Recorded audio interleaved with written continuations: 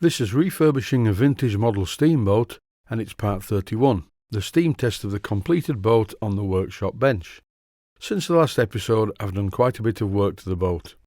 As you can see, all the handrails and the stanchions are in place around the stern, and the handrails seem to match in with the rest of the handrails on the boat, so it looks okay. It is time now to do a steam test.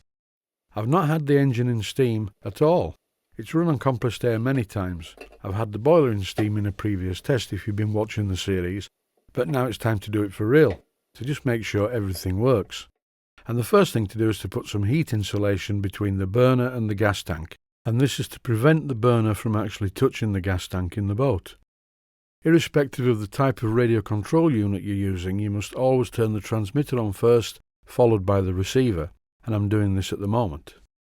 The next step is to check the range of the radio equipment. It's no good if the boat sails into the middle of the lake and disappears. Here you see the rudder moving back and forth, and currently I am sat right at the bottom of the garden, and that's about 86 feet away. My initial fear was that if I put the radio receiver inside the metal boat, which is really a Faraday cage, it wouldn't work at all. But the arrangement of the receiver in the small wooden box at the stern of the boat seems to be successful. With the radio reception confirmed, it's now time to oil up the engine. For this I'm using steam oil on all the bearing surfaces. I generally do this on small engines because they do really get quite hot. And now I can throw the switch on the transmitter, which allows gas through to the burner.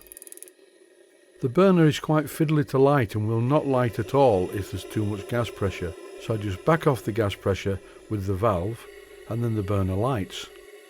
Once the burner's lit, I can turn up the gas pressure, but generally speaking, I'm quite happy to raise steam slowly. I'm quite keen to see whether the engine runs, so as soon as I get a tiny little bit of pressure, like 20 psi, I open the regulator and the engine runs. And once we have some good pressure in the boiler, the engine runs really well. So well, in fact, that I left the engine running for quite a while, far longer than you see here on the video, and I kept switching between forward and reverse, and there was no problem at all. It did just what I asked it to do. I would like to think that the owner of the boat won't do this because it's not a good idea. I'm doing it to test the engine and it passes with flying colours. So I watched the engine run for quite a while, and I noticed that the exhaust note is pretty good as well. It's time now to fit the safety valve cover because I want the safety valve to blow off through this small pipe. I actually dropped the working pressure of the boiler down to 75 psi from about 80. And it blows off fine, and the pressure reduces. Here you can see the propeller spinning, first fast and now very, very slow indeed. I took some time to try and get the alignment as near as possible with the existing prop shaft, and here you can see the propeller spinning quite sweetly. And it's really not running on much pressure at all, the regulator's nearly shut. I ran the boat for about an hour on the bench, but I didn't want to get the hull too warm, so I threw the switch which switched the gas off. And now I have to drain the exhaust condenser. This is done by opening this small valve, and that lets the water out. By running the engine, the exhaust back pressure actually pumps the water out into a suitable receptacle. And the last thing to do is to disconnect the gas tank. It's absolutely essential not to rely on the small radio controlled valve to keep the gas off.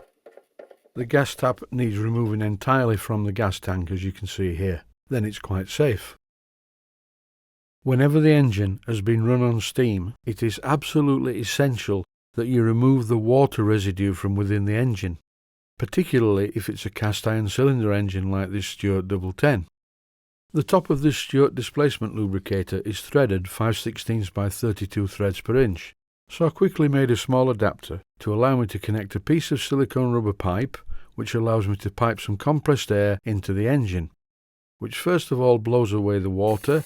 Then I introduce some steam oil to the pipe and I blow this through the engine, and this gets rid of the water, and I've never had any problems by doing it this way. That's about it. The owner's picking up the boat in a couple of days and I will steam it for him, and we're also going to float it in an old bath that I've temporarily got out in my garden.